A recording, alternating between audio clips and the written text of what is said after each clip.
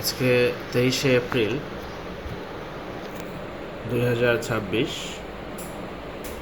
অনেকক্ষণ ধরে বসেছিলাম একটা সূক্ষ্ম সময়ের অপেক্ষায় যে আমি ট্রেড প্লেস করব 23শে এপ্রিল 2026। এখানে আমি একটা ট্রেড প্লেস করব, পরে জানিয়ে দিচ্ছি কেন ট্রেড প্লেস করব। তো অলরেডি একবার সুইপ করেছে 4707 $4706 পার আউন্স গোল্ডের প্রাইস। আমি বেশিরভাগ গোল্ডে ট্রেড করি। এখানে মার্কেটটা আমি বাই করব, বাই সেভ করে নিলাম। 4705-এ আমি কিনব। 1 লট গোল্ড আমি পেন্ডিংয়ে দিয়ে দিলাম, আমার পেন্ডিংয়ে চলে গেছে। আপনাদের অবগতির জন্য জানিয়ে দিচ্ছি, এটার প্রাইস এখন $4707 সামথিং সেন্ট রয়েছে। তো এটা একটাবার সুইপ করেছে। এরকম হতে পারে যে আমি আর চান্সটা পেলাম না। তো রিটেস্টও কিন্তু অলরেডি করে ফেলেছে। আমার ট্রেডটা প্লেস করতে, ভিডিও চালু করতে করতে একটু সময় লেগে গেছে। জানি না ওটা আবার 4705-এ আসবে কি না। অলরেডি কিন্তু আপে শুরু হয়ে গেছে, আপ না আসার সম্ভাবনা অনেক বেশি, তবে আসতেও পারে।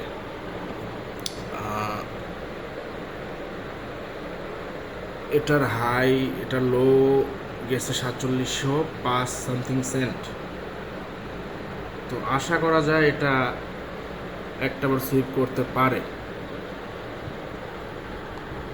তো আপনাদের জানিয়ে রাখি, এই যে ভলিউম 1 লট, এই 1 লট অর্থাৎ $1,00,000। $1,00,000 শুনে লাফিয়ে ওঠার কিছু নাই। এটা ফরেক্সে 1 লট মানে $1,00,000। এটাতে আবার লেভারেজ রয়েছে, অনেক বিষয়ে জানার দরকার আছে। তো আমি নিজেও জানি না যে এটা নামবে কি না। আমি বাইয়ের জন্য কিনেছি, এটা সুইপ করলে ওপরে উঠবে, বাট আমি বেশি পিপ নিব না। আর একটু ডাউন হলে ও ওপরে উঠবে। $0.50 বা 50 পিপস নিচে নামলে হবে।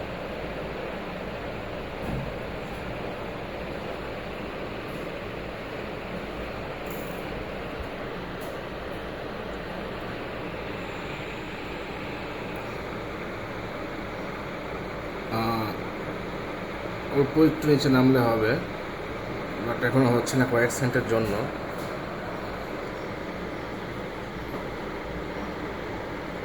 দেখা যাক এটা নেয় কিনা।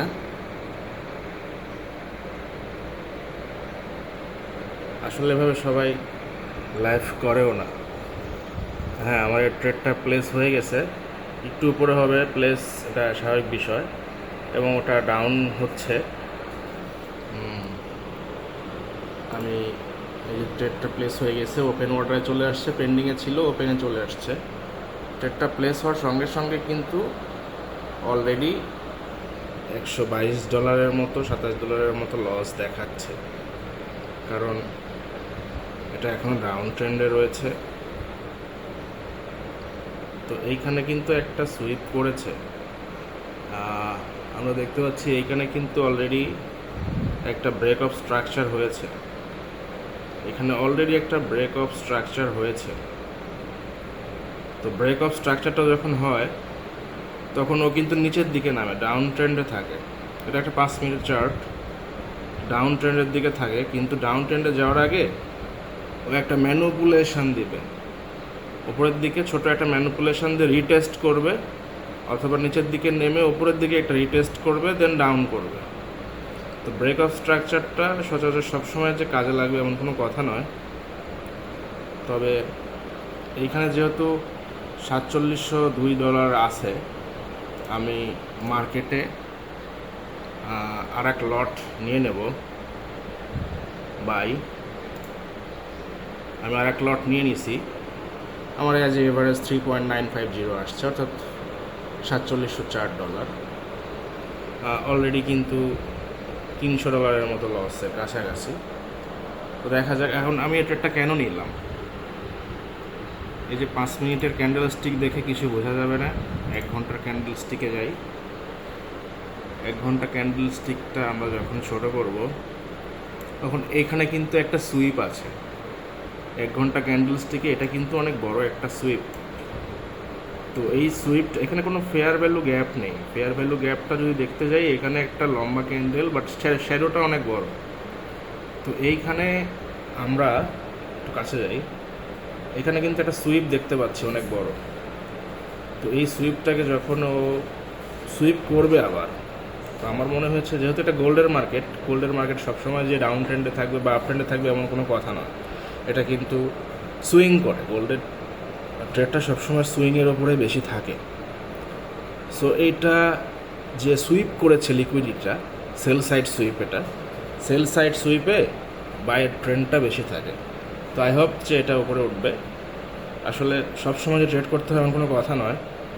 যেমন আমার এই যে লাইভ যে ট্রেডটা ধরেছিলাম, এটাতে কিন্তু অলরেডি $200+ কিন্তু আমার লস ছিল, কিন্তু এটা কিন্তু এখন উপরে উঠতেছে। অলরেডি $180, $200 কিন্তু চলে আসছে। সো $250 চলে আসছে। সো আমি 5 মিনিট চার্টে যাই।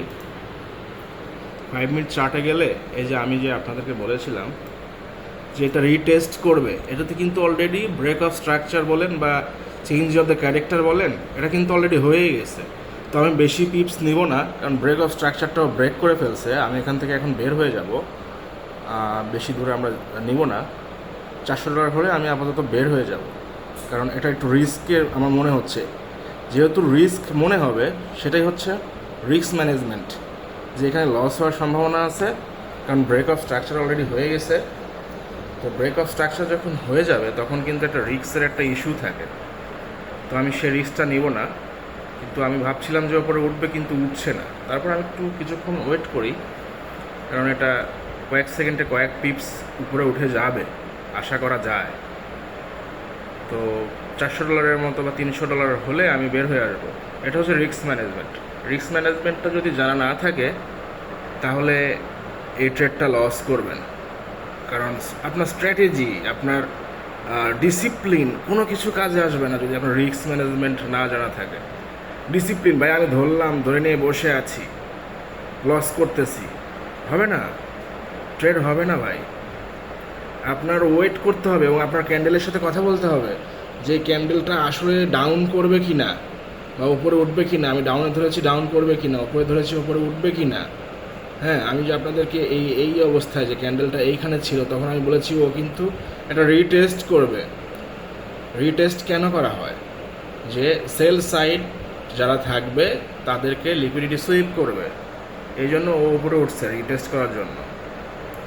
তো এটা আমার কাছে এখনও ফেয়ার মনে হচ্ছে না, কারণ ও already change of the character স্টিকের মধ্যে চলে আসছে। তো এখানে $205 হয়ে গেছে, আমি $350 হয়ে গেছে। আমি ক্লোজ করে দিয়েছি $326।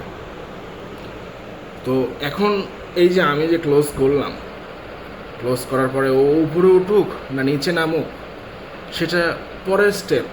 ও উপরে উঠুক, আমার কোনো আফসোস নাই, ও নিচে নামুক, কোনো আফসোস নাই। যদি আফসোসটা থাকে তাহলে ওটাকে বলে ফোমো।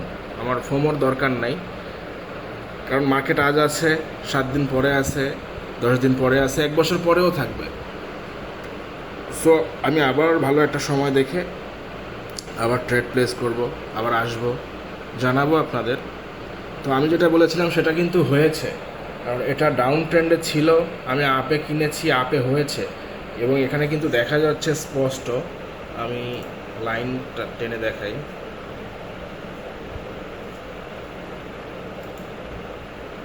এটা কিন্তু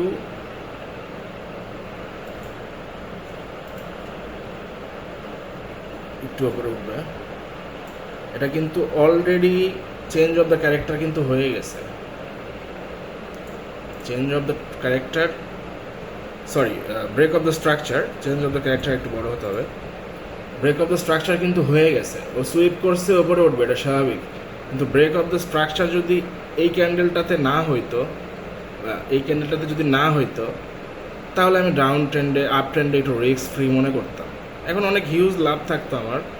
বাট এ যদি রিটেস্ট করে তাহলে কিন্তু সমস্যা হবে, আবার ডাউনের দিকে নামবে। যদি রিটেস্ট বা ম্যানুপুলেশন হয় তাহলে প্রবলেম। তো আমি এই জন্য ওয়েট করবো, এখানে একটা ছোটো ট্রেড নিচ্ছি, আমি এখানে আবার একটু ওয়েট করব, ওয়েট করে যদি দেখি যে এটা ম্যানুপুলেশন বা রিটেস্ট তাহলে আমি আবার ডাউন ট্রেন্ডে ট্রেড করব। কিন্তু যদি দেখি যে না এটা উপরে উঠবে এবং রিটেস্টে এখানে এসে আরেকটা সুইপ করে উপরে উঠতেছে, তখন আমি এটা ধরবো, ট্রেডটা আবার আপ ট্রেন্ডে ধরবো। থ্যাংক ইউ ভিডিওটা এতক্ষণ দেখার জন্য।